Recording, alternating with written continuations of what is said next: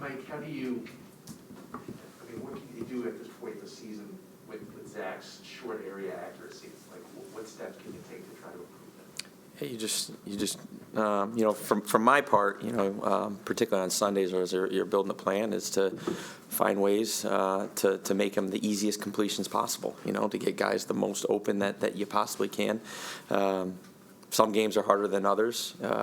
Let's just go to Philly. They were more of a soft zone coverage, and they're going to give you the underneath stuff. New Orleans, like I told you guys last week, not only are they talented, but they got a good scheme as well, and they challenge you.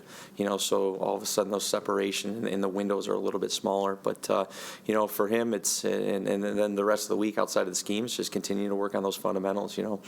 I sat up here and talked about the tempo and eyes. I thought his tempo was good last week. I didn't know, and it felt right, on Sunday from the naked eye. But then when you went to the tape, it was right. It just was the eye placement was a little bit off, and people don't totally understand when you don't have your eyes in the right place at the right time, and then how fast windows could close, particularly against a team like New Orleans, how inaccurate you can be. So that is just another main focus that we have going forward. When you said like his eyes were slightly off, can you elaborate on that a little bit more? Yeah, so like you go through your progressions and let's just say you go 1, 2, 3. You got a guy 1, guy 2, and your outlet's number 3, whatnot. How fast you can say no to 1 to get to 2, and if 2's open, you're getting the ball. But you got to have eyes before feet, so your eyes have to be at the target before you're throwing the football, and at times, sometimes young guys can get stuck on 1, and then all of a sudden, okay, I know 2's there, and you're literally in the motion as your eyes are getting to there, and everyone's going to pull a clip, some Mahomes or something, throwing blind. I can show a lot of clips from the All-22 where a lot of those guys, you're a little bit more inaccurate, So from a fundamental standpoint, you just want to get your eyes to the target, which is going to help your body position to allow you to be more accurate. So what's going to be the key for him this week against the zero blitz that we talked about so much, 4 weeks ago, for him to be successful? Yeah, not overthinking it, It's a challenge, just like every week's a challenge.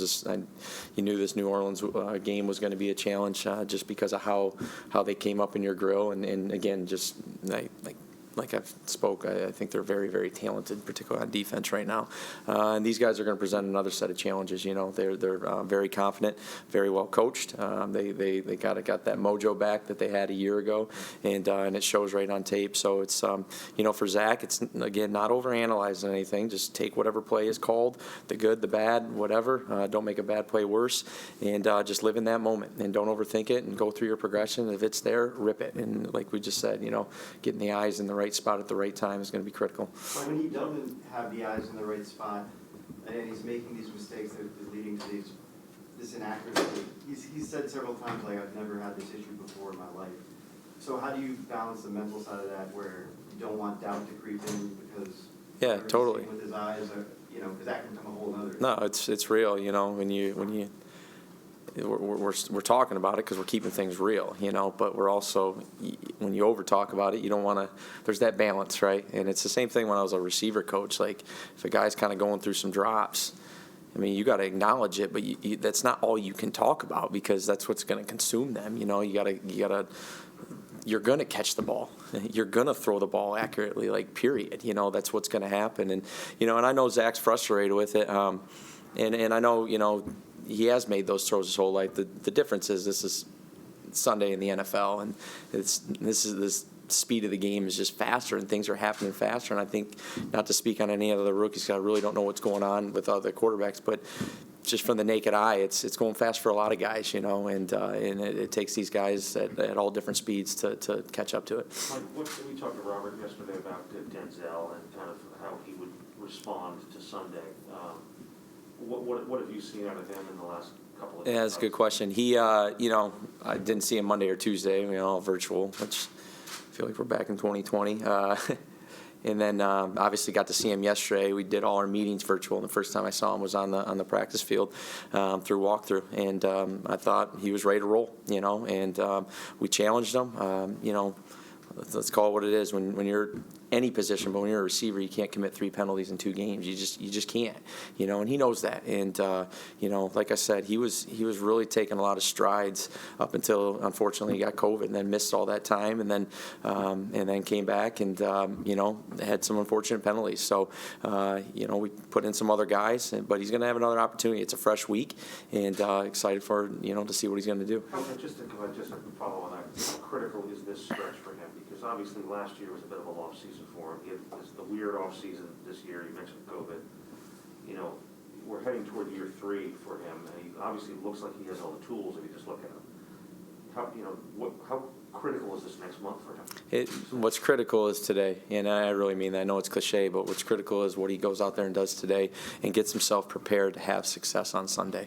And that's what a lot of young guys are learning, that the success doesn't just show up on Sunday. It is what you do every single day of the week and how you this game, I don't want to say consumes you, because there is a lot of other things in life that are so much that are so important, but how you think about it and how you prepare yourself, and just us showing them the examples of doing that. I've been in that receiver room, and it's each guy is different in how they prepare, and how as a position coach or a coordinator now, you get these guys ready, and you just keep pushing them, trying to show them the tools of what it takes to get to Sunday to be at your absolute best, not only for yourself but for the other 10 guys that are on the field with you. So again, he showed up ready to work tomorrow or yesterday. I know it's going to be the same thing today. We're going to push him and want to see great results. What were the conversations like with him after that? I mean, I know you weren't in person the last couple of days, but what was the basic, what he tried to express? Yeah, you got to, in this league, it's who can do right longer,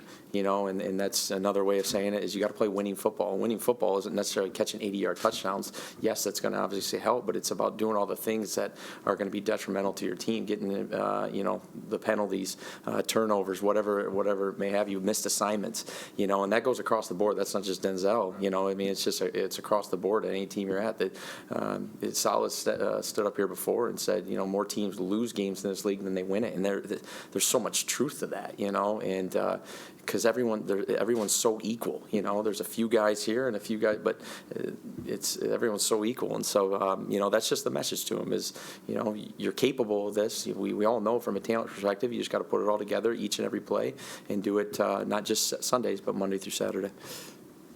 There are some stats that indicate that Zach Wilson struggles against man coverage. So what are things that you could do to help him with that, and what are some things that he could do to be better against man, especially with Miami? They run a lot of man coverage. Yeah, no, the second answer is, or second answer to your question is just, again, it's those fundamentals, getting your eyes to the spot.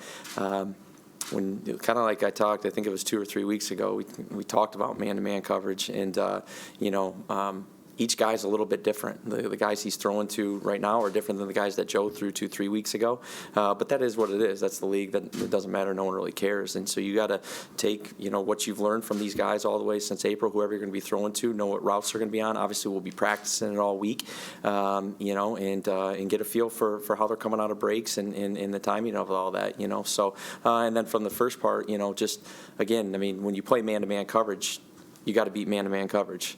But at the same time, I got to put them in some positions where it doesn't have to be just one-on-one, backyard football all the time either.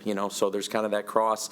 You try to get all too picky and stuff like that, and all the meshes and all that can mess you up too. I mean, these guys got to go out and they got to beat man-to-man, and we got to challenge them to beat man-to-man. And the only way you're going to stay in this league is if you can beat man-to-man coverage. The Dolphins, during this defensive hot streak they're on, have they been playing more zone? Have they been showing a little bit more zone? Yeah, that's a good question, because the way I would answer that 3 weeks ago, not diving too far into the way I would actually answer that 3 weeks ago is different than I'd answer now. So they're back to their roots, to kind of, I guess, answer your question. They're back to their roots and what they're doing. They love to play man. They love to bring the pressure. The numbers are out there, but they do enough to mix in the zone coverages to just keep you enough off balanced, where the quarterback just doesn't 100% know what's going on. I think just back to Denzel again, if you take away all the obviously extracurricular stuff that's happened to him, with this being ill and all that stuff, what do you see in him potential-wise? With all things being equal and no distractions, no penalties, all that kind of stuff. The kind of player that he can be, what do you see? Yeah, no, I mean, it's a fair question. I mean, he's like I said, I think back in April, I mean, or May, I mean, he's like Kevin Durant in terms of just his size. Like I know when I was evaluating him coming out, you knew he was a big guy, but then you get by him and he's a really big guy with a big wingspan and can run. It's just, again, it's about taking those tools that he has in his body and being able to put them out there on the field every single day, not just Sundays, but Wednesday, Thursday, Friday, where that full talent that he has in that body is just shown. And the way you can do that is just having a full grasp of what's going on, you know, and he does. He just hasn't been able to play as much because of some of the circumstances you've said, you know, in terms of the OTAs. No, I think he's a confident guy, you know, and like I've said a lot of times, he's a good dude. He's fun to coach because, I mean, he looks you straight in the eye and, you know, he can hear you, you know, and again, it's just tying it all together. This is a very different offense than what they ran a year ago. It's very different than what that he was accustomed to in college as well. You know, he hasn't played inside the numbers as much as we do, you know, and there's a lot of reasons that I've explained of why we run the offense that we do. But at the same time, I got to put him in positions where you know, he's just absolutely comfortable out there and able to make plays. The last time you played in Miami, everything was about, you know, the experience. You wanted Joe in there because of his experience. Zach really hasn't seen it that much, right? So how do you simulate that, and how do you feel like he'll be prepared for that? Yeah, well, what you just asked right there, I mean, we got to simulate it through practice as much as you can, you know, giving him all those looks, but also not just making it a blitz fest. I mean, he's got to be able to know the blitz is coming, and all of a sudden there they all drop out in 7 in coverage and get the ball to the appropriate spots. So I thought, you know, obviously he was in the meetings for that Miami preparation in week 1 and kind of just saw how Joe and all those guys prepare for it and the conversations we were having with a guy that was very comfortable going up against that defense or that style of defense. I mean, Joe's pretty comfortable with going up against any defense. So you hope he took from that blueprint of kind of Joe's mindset going into it, and again, just living in the moment, living in the play, and not overanalyzing this thing. Mike, looking back to where Zach was week 1, just big picture, where do you point to as he has improved and progressed this season from where he was then to where he is now? Yeah, the pre-snap being comfortable is extremely noticeable, at least to me. I know it is to our players. You know, just the in and out of the huddle, getting people in the right spot. Again, it's a quarterback's job, but you know, being again a previous receiver coach, the quarterback should not have to put you in the right spot. You got to line up in the right spot. He's got too much other stuff to think about. But it's going to happen. It happens on all the teams. And he's done a great job with that, the pre-snap stuff. And again, I think early on, you know, he was trying to know so much about the defense. And that's awesome, but that's going to come through experience. Right now, it's about just knowing what we're doing, how to get the ball out of your hands, 1, 2, 3. Don't overanalyze this thing and go. And I think he's done a good job of that as well. Not worrying as much about the defense, worrying more about ourselves, worrying more about him. Right now, like I said, I mean, and I think it's another answer from a fundamental standpoint. His tempo's gotten better. It really has, particularly since Houston. You know, and he came back, and I thought he did a great job versus Philly and even versus New Orleans. Now it's just, again, tying it all together, getting in a rhythm early. So, no, you're good. Join me, please. Sorry. You're good. How do you balance moving forward? When you kind of talked about the overthinking stuff and some of the eyes not matching up with what he's thinking, leading to the inaccuracy. How do you balance like wanting to adhere to your system, but maybe finding some stuff that where it's a little easier for him to see, and so he can have that success? Yeah, totally. You know, you want them to play free. Whatever quarterback you have out there, you want them just to play free. And we all know the natural ability that Zach has. All these guys do that play in this league, you know, just in their unique ways, whatever it is. And we just happen to, with Zach being the number 2 pick and what he did all through college, and you know, he's got unique ability. For us, it's just, again, and I'm really not answering your question, but it's just getting him comfortable, and you know, I'm keep on challenging myself to figure out ways to get him in a rhythm early. He did versus Philly, but again, getting in a rhythm early for a quarterback isn't just always myself getting them the right play or even the quarterback. It's all 11, and us as a group, we did not get ourselves in the rhythm. That was the message to the offenses. I'm not talking to anyone else. I'm talking to you guys. Like, we need to play better. You know, we all need to go out there and execute right away, whether it's catching balls, whether it's lining up right, whether it's getting from point A to point B the fastest, whether it's being a little bit better in protection or blocking and sustaining a little bit longer in the run game. Like, it takes all that in this league to get in that rhythm. And there's games, you know, over the last 6, 7, 8 weeks that we have. And this last week we didn't play our best ball, and our best ball was needed against a team like New Orleans. Last one here. When it comes to something like the disguise that they do, where they'll put like a bunch of guys at the line, and they'll sometimes have the linebackers drop back and have like the safety come off the edge. How do you help prepare Zach, since he hasn't seen that much, prepare him for some of those, you know, I guess exotic blitzes that they'll try to do? Yeah, so you know, when you go out there on, particularly today with our third down day, that's normally when you're going to get the exotics. However, these guys are going to show it on first, second, or third down, as you guys know. So it's, again, just giving them those looks. And then when it's in walkthrough, giving them the exact same play but a different look. So he's taking it all in, you know, and you can't dive back too far, because then you're just going to overload them, you know, and that's any quarterback for that matter, you know, and that's what I think he took from Joe, and I think I've said that before, like how calm and collected Joe is, albeit he's been in this league for as long as he has, but how he doesn't overanalyze it. He's going to go through his progression, and right before the snap, he's going to, you know, take his educated guess, and more times than not, he's probably going to be right.